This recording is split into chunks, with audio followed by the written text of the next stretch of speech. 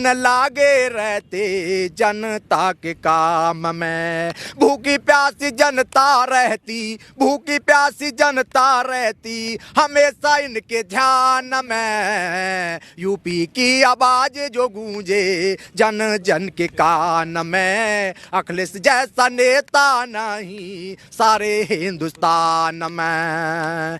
जय समाजवाद। आपने कई तमाम चीज़ उनके कामकाज को लेकर के गिनवाए हैं। एक बात बताइए, जब वो कामकाज वाकई में किए थे तो फिर उनको 2017 में हार का सामना क्यों करना पड़ा? देखिए, विपक्ष कभी इस तरह की सोच पैदा कर देता है कि जनता को गुमराह करने में टाइम नहीं लगता। उन्होंने कुछ ऐसे सपने दिखाए थे।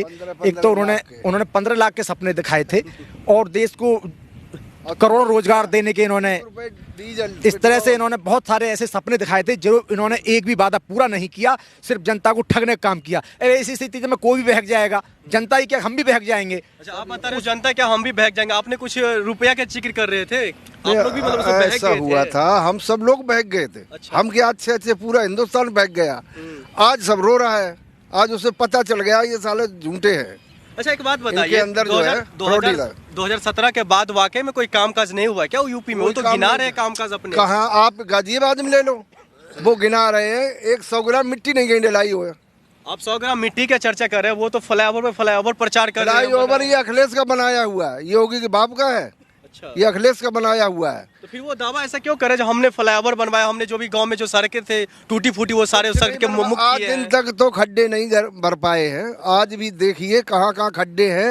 ये जब से आए तब से खड्डे ही भर रहे हैं, अभी तक नहीं भर पाए। वो तो गड्ढे मुक्त सड़क कह रहे थे, गड्ढे मुक्त सड़क है, लेकिन अभी तक वो गड्ढा मुक्त नहीं हुआ है। बात एक्चुअली वो नहीं है, बात ये है कि हमारा जो युवा था ये 5G की स्पीड से दौड़ना चाहता था। जो हमारे देश के नौजवान थे और इन्होंने नस पकड़ ली, उनको सपने बेचे हैं, काम नहीं। काम स्मार्ट सिटी का नाम सुना आपने? Smart city. लोगों ने सोचा कि हम अपनी रसोई से कूड़ा डालेंगे और सीधा वो कूड़ेदान में वहाँ पहुँचेगा। जो हाई स्पीड ट्रेन, हम यहाँ से बैठेंगे और यहाँ बम्बई जो है 4 घंटे में पहुँचेंगे। लोगों को सपने बेचे गए थे। आज देश का युवा पछता रहा है। 2 करोड़ प्रति वर्ष के हिसाब से रोजगार कम हुए हैं, लोगों की आमदनी कम हुई है, किसान मौत के मुंह में खड़ा है, रोजगार बिल्कुल खत्म हो गया है, देश बर्बादी के कगार पे खड़ा हो गया है, अमीर और अमीर हुआ है, गरीब और गरीब हुआ है, देश को बर्बाद हो गया है। देश के कहीं भी गरीब के इनको देश को, पूरे देश को, कुछ अपने मित्र उद्योगपतियों को छोड़ के पूरे देश को मजदूर और मजबूर बनाने की योजना है, लेकिन अब नहीं कामयाब होंगे क्योंकि देश का युवा जान गया है। किशन पाल जी कहते हैं जो गरीब थे वो गरीब हो गया और अमीर हो गया, लेकिन वो तो कहते हैं हम गरीबों की सरकार है ये, वो तो कहते हैं हम गरीब के लिए है, वो कहते हैं हम किसान के लिए, वो कहते हैं हम जो निचले जाति उनके लिए है। ऐसा है, इन्होंने जो नारा चलाया था कि सबका साथ और सबका विकास, तो सबका साथ अपना विकास। अच्छा। हम दो हमारे दो, तो उन दो का ही विकास हुआ है पूरे हिंदुस्तान। हम तो हमारे दो किसकी कैसे? अडानी और अंबानी। अच्छा। और मोदी और शाह, हम दो हमारे दो, तो उनका ही विकास हुआ है और किसी का विकास नहीं हुआ, सबका नाश ही हुआ है। अच्छा। तो इनका ये नारा था कि सबका साथ और हमारा विकास। तो उनका मैं आपको बता दूं, उनका नारा था सबका साथ, सबका विकास और सबका विश्वास। नहीं तो उनका नारा यही हो गया है, सबका साथ और हमारा विकास।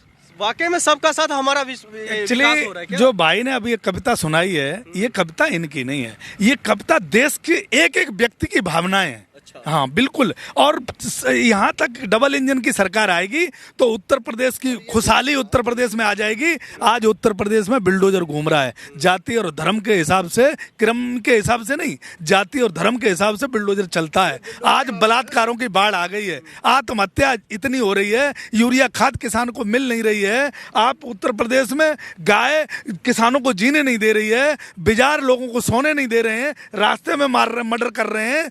उत्तर प्रदेश में बाबा योगी आदित्यनाथ जी के समझ में नहीं आ रहा है कि किसको मारें, किसको छोड़ें, किसके वोट देना। आपसे एक सवाल करना चाहता हूँ, आप कह रहे जो क्या कहते हैं और वहाँ पे क्राइम रेट बढ़ा है, गुंडे हैं, किसको मारे किसको छोड़े, वो तो दूरबीन लेकर खोज रहे हैं। दूरबीन ले को कौन सी दूरबीन है? दूरबीन कौन सी है? जो किसानों के ऊपर गाड़ी चढ़ा के और नेपाल का सबसे बड़ा माफिया अपने आप को डॉन बताने वाला, उस दूरबीन की नजर से बाहर जो कि बराबर में खड़ा है। दूरबीन कहाँ है? कौन सी दूरबीन है? दूरबीन को दूर का देखते हैं। दूर का मतलब विपक्ष को देखते हैं। अपने आसपास में जो गुंडे इन्होंने पाल रखे हैं, अमित शाह दूरबीन से देखने की वो बात करता है। उसकी दूरबीन कौन सी होगी जो खुद माफिया रहा है, खुद डॉन रहा है, खुद तड़ी